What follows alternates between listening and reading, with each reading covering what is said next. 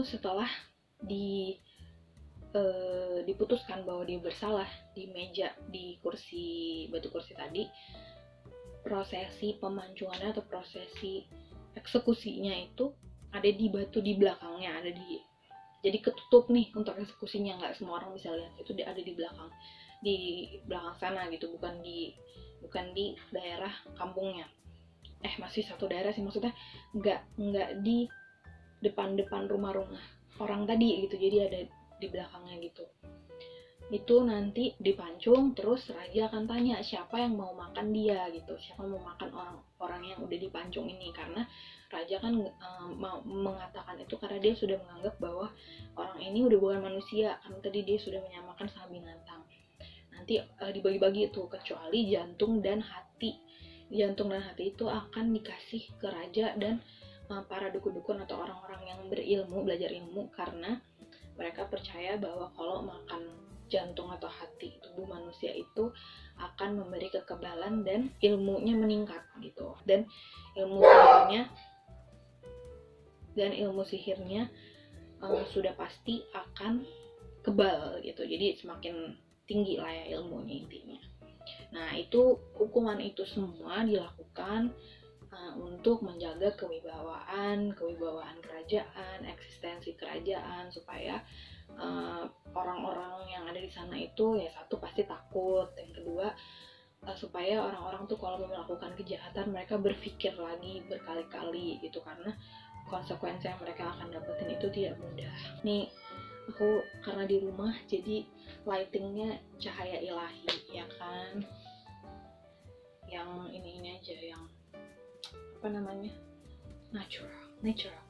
Terus hukum pancung atau tradisi makan badan manusia tadi itu berakhir di abad ke-19, waktu ada misionaris yang datang dari Amerika, Jerman, Belanda, itu yang terakhir orang Jerman ya.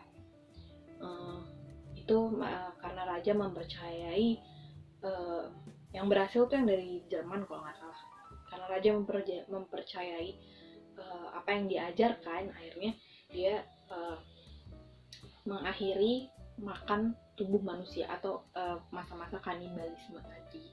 Terus lanjut lagi, ini kalau kalian datang ke rumah-rumah adat Batak atau ke tempat-tempat orang Batak gitu, apalagi kayak ke Samosir atau ke Siantar, ke Medan dan lain-lain, itu kalian akan selalu menjumpai warna merah, putih, dan hitam. Nih, merah, putihnya nggak ada, merah dan hitam.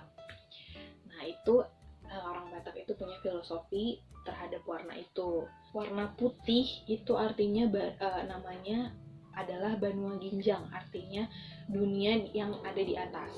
Terus warna merah namanya Banua Tonga atau dunia yang ada di tengah, itu adalah dunia manusia.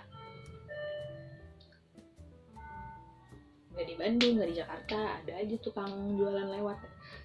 Yang terakhir warna hitam itu namanya Banua Toru. Banua Toru itu artinya dunia kegelapan atau dunia orang-orang yang sudah tidak ada gitu. Itu filosofinya. Lalu kalau kalian tadi masuk ke Huta Sialagan, itu di depannya itu ada 2 patung yang menjaga, kayak di gerbangnya itu ada 2 patung yang menjaga. Itu namanya patung Pangulu Balang. Patung Pangulu Balang. Itu orang zaman dulu bilang, orang di sana, masyarakat di sana itu bilang zaman dulunya patung itu selalu disiram sama minyak manusia. Apa sih minyak manusia itu? Jadi minyak manusia itu kalau misalnya di dalam kampung itu ada bayi yang meninggal loh ya, bukan dibunuh, bayi yang meninggal itu mereka kayak digantung gitu.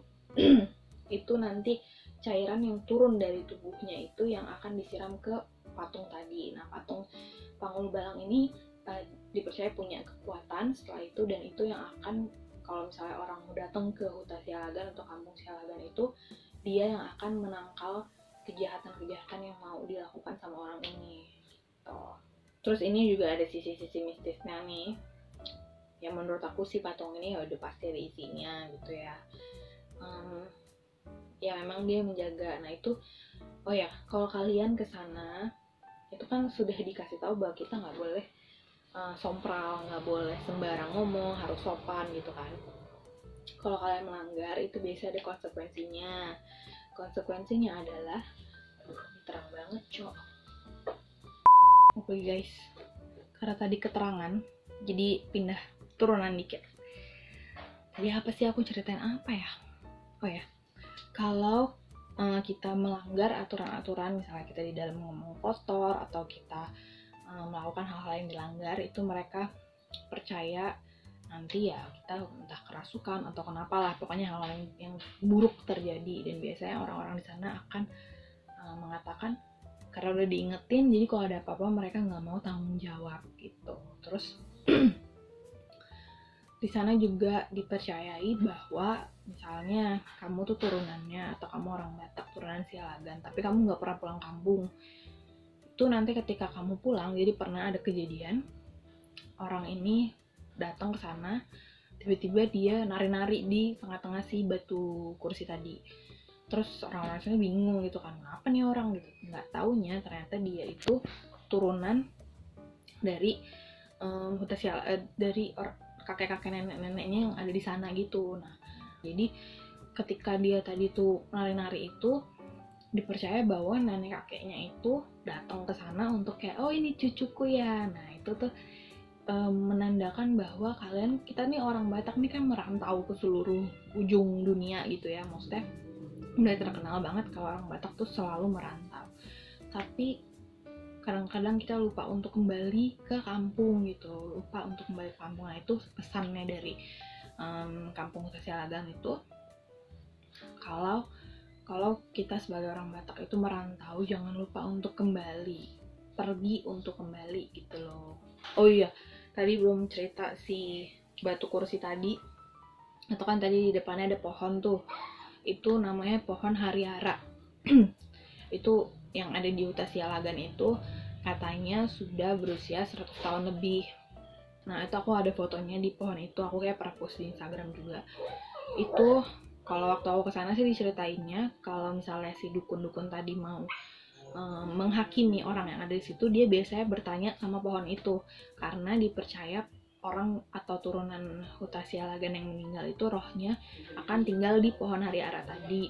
Nah, pohon hariara yang ada di Huta Sialagan itu dari generasi kedua, dari zaman dulu ya gitu. Jadi itu pohon bukan baru ditanam gitu, emang dari zaman dulu.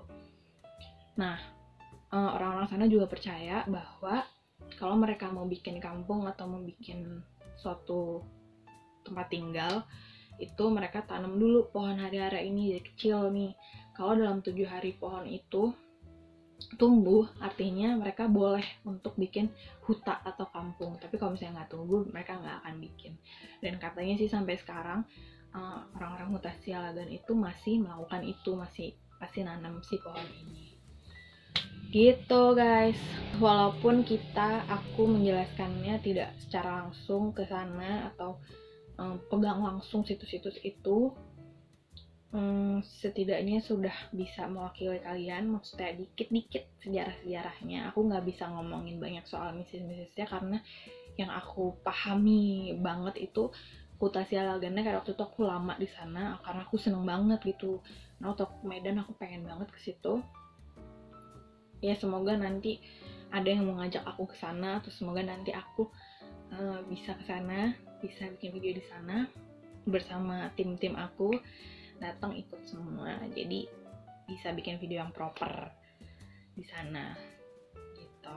Udah deh, sejarahnya itu tadi Pulau Samosir dan isi-isinya ya, itu sebagian sih, nggak semuanya, karena aku juga waktu kesana tuh sebenarnya aku cuman ke makam tadi, makam Sidabutar, sama ke Huta Sialagan. Oh ya, ada satu lagi, itu ada patung si Gale-Gale namanya. Itu kalau kalian beruntung, kalian bisa nari sama patung itu, manortor. Manortor itu tarian orang Batak, kayak ulos kayak gini.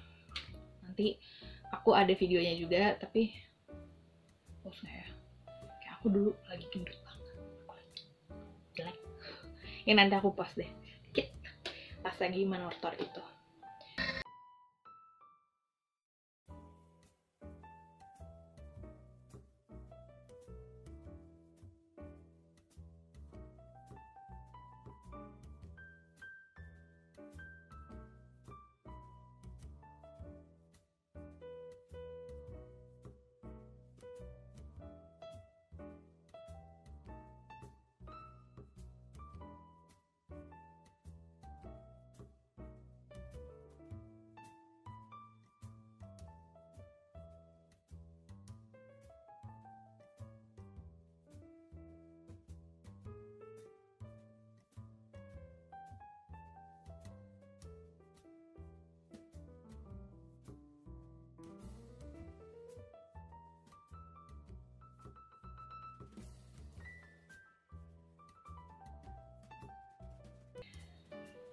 Udah deh, segitu aja. Semoga bermanfaat. Doain aku bisa balik lagi ke Medan, balik lagi ke Samosir, jadi bisa bikin video lagi.